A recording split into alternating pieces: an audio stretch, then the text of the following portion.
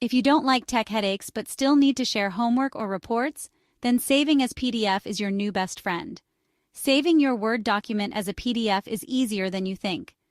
Here's the fastest way. No extra software, just Microsoft Word. Step 1. Open your Word document. Click the File tab in the top left. Now select Save As. Pick the spot you want to save your file, maybe your desktop or OneDrive.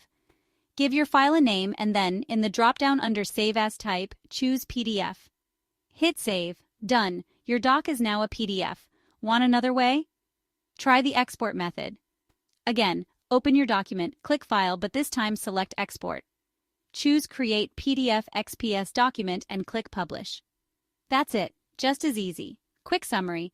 Open your Word file, use Save As or Export, pick PDF, and save. Your formatting, fonts, and images will stay just the way you want. So next time, skip the headaches and share the perfect PDF. No stress, no mess.